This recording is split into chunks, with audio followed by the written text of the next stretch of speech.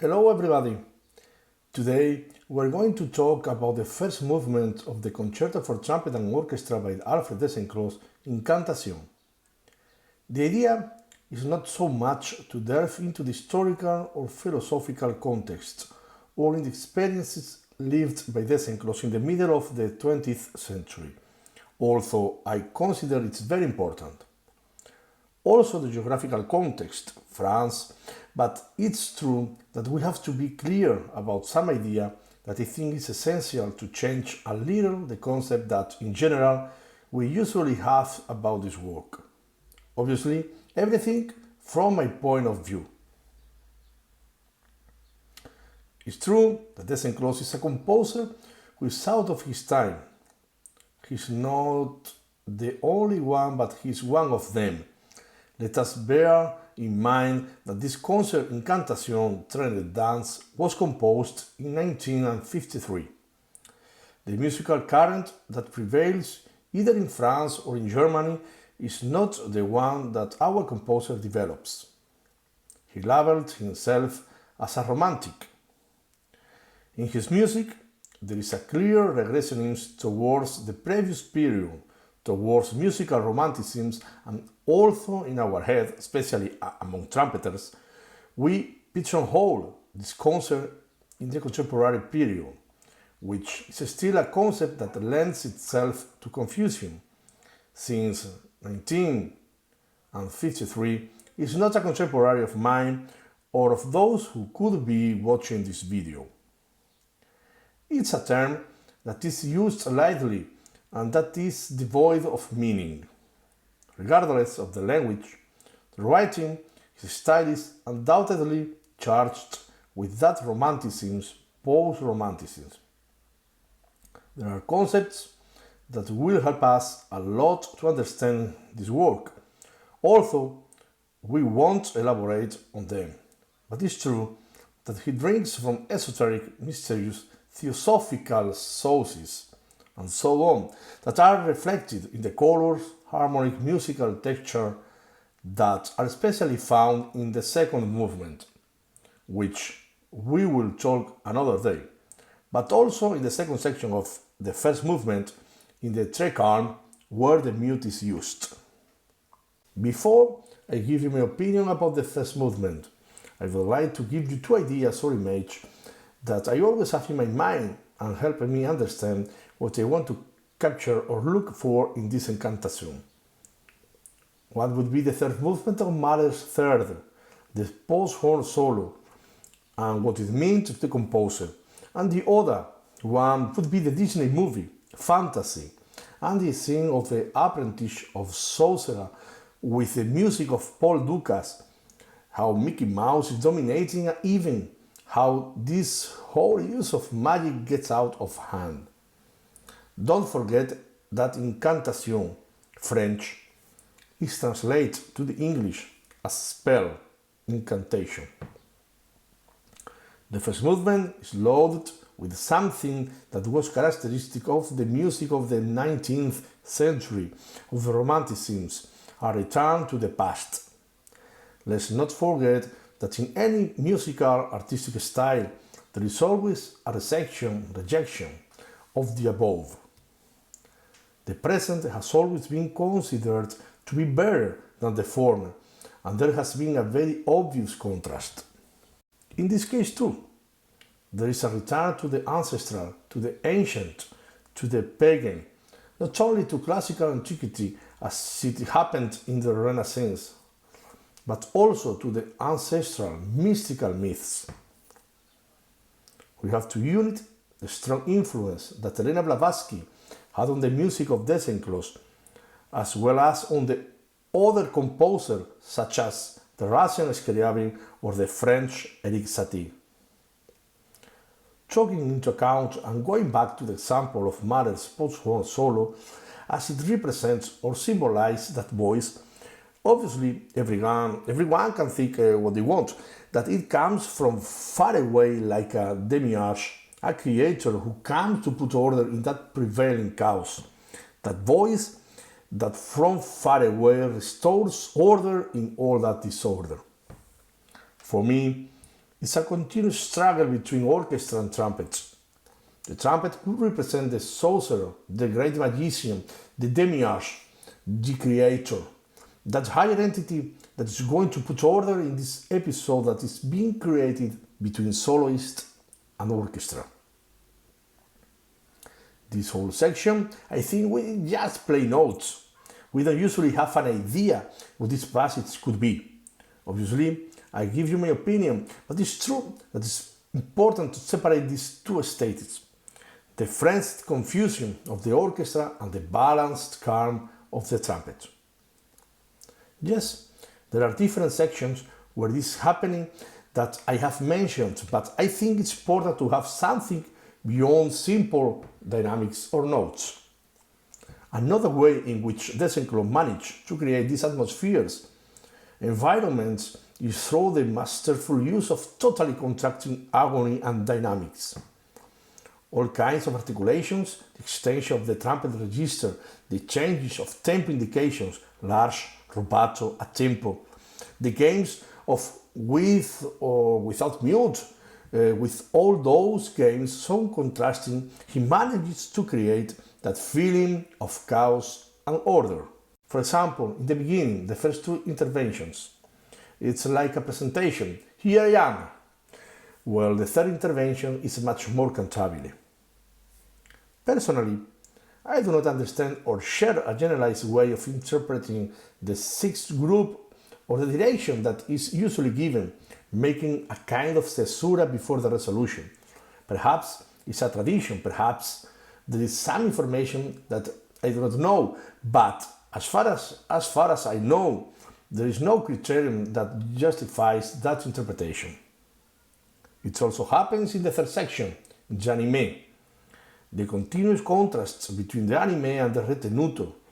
I believe that there should be a criterion in the execution, a tempo relationship that avoids the mismatches that usually occur and that sometimes we do not appreciate due to the density of information that is being given at that time.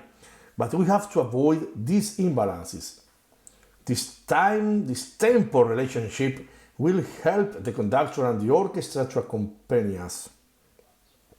Then, I also do not understand why this same section at the end, when we attack the A, sharp, strong, those time changes of the retenuto or large occur which are not written. Maybe it could be like that, but the score does not say it. I try to do what the score says, trying to capture the idea or the message that the composer wants to convey. I don't understand why tempo slows down so much from them when the composer has only written a slowing down one bar before 5/8 in the tricarna. It's true that the diminishing begins one measure earlier, but the tempo doesn't change until that moment. Anyway, as I said, those are the most important aspects from an interpretive point of view. My advice is that you have to read a lot about the 19th century, about France at that time, about characters like Satie, Debussy, even Russian composers like Scriabin or his Point of Ecstasy can help us a lot to understand this first movement. For example, in the field of literature, it's essential to know one of those who will set the trend to follow romanticism in this musical regression, such as Hoffmann, the one in Hoffmann's short stories. I think you have to know how to understand the socio-geographical historical context, everything that surrounds 20th century France, in order to understand this work that was composed in 1953. For example, I was telling you for the first two interventions in terms of character. How do I conceive that presence of the sorcerer, the great magician, the demiurge, or whatever each one wants to believe, that character that appears and wants to establish order? Here is my version.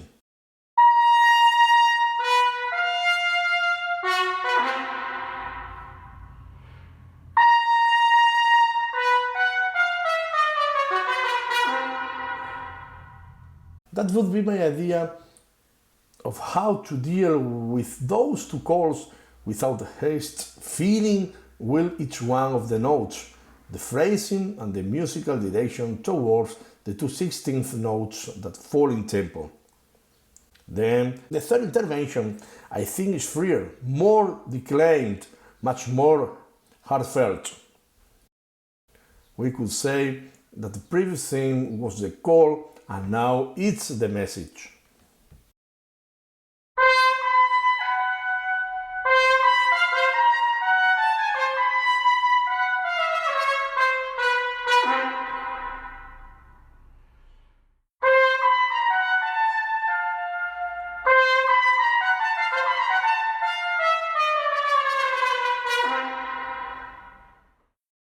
Broadly speaking, that would be my idea for the first section. Now we move on to the second fully contracting section, the tricorn with mute. In general, I consider that it's a section that's not given the importance it requires. Regardless of this brevity, it plays an important role in this first movement. It's the only moment in which the soloist part will be able to present a different atmosphere, away from the tension and flow of the other sections. The choice of the mute helps us to recreate those ancient mystical atmospheres that were so important to Desenclos.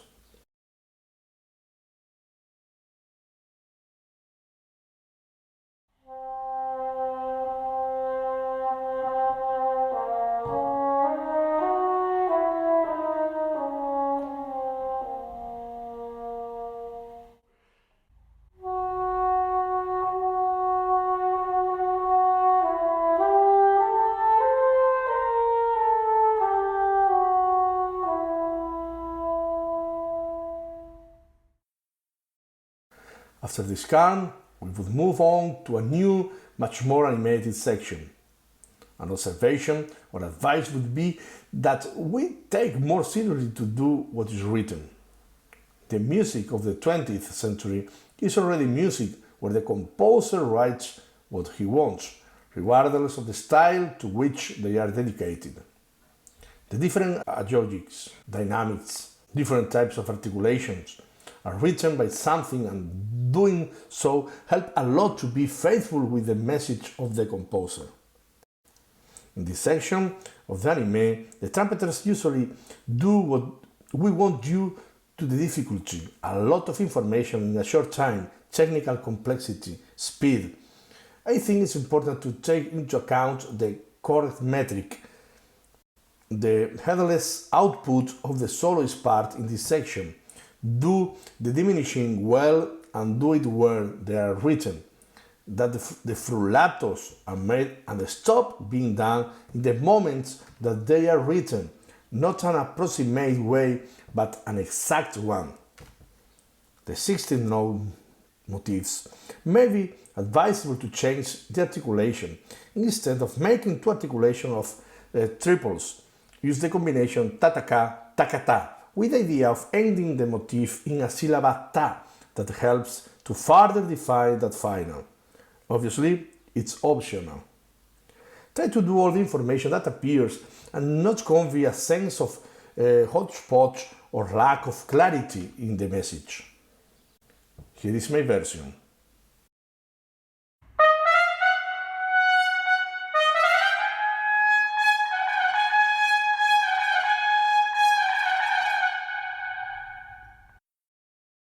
And then the last section, after the orchestral bridge, begins again between the first section between the retenuto or large and the tempo.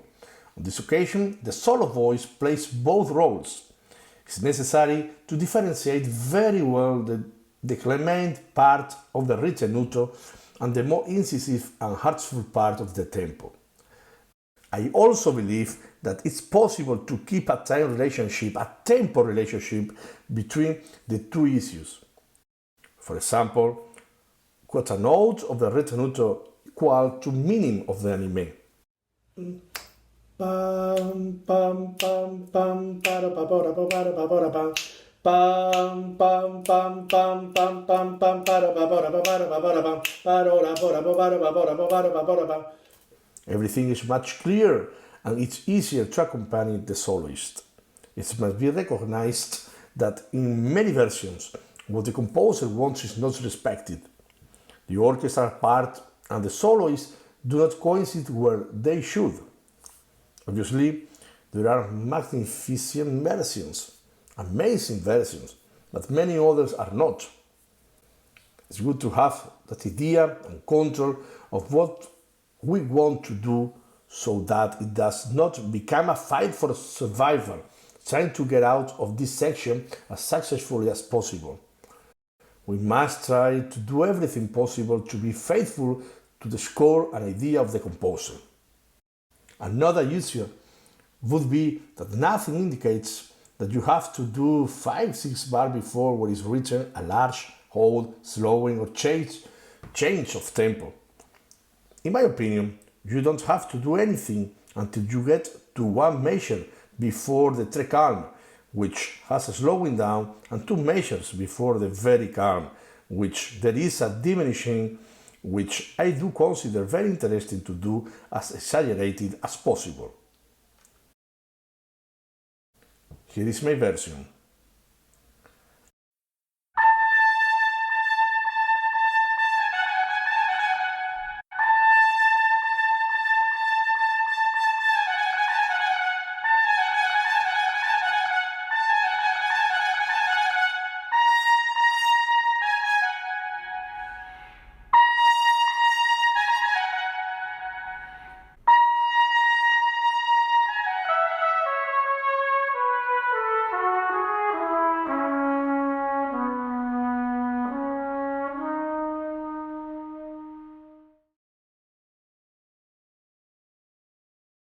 And at the end, it would be a kind of coda that summarizes in an agogical, dynamic way everything that the first movement has been.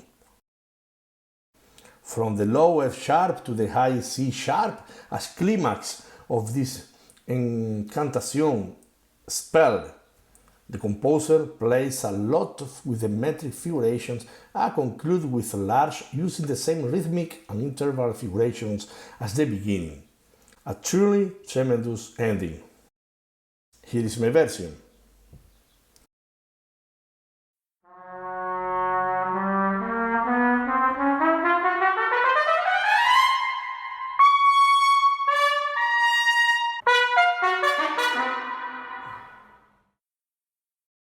Well, nothing else. Thank you very much, and I hope it has been helpful. In short, we will talk about the second movement or Thrène, in English, lament or cry, and which no doubt is gonna be also exciting.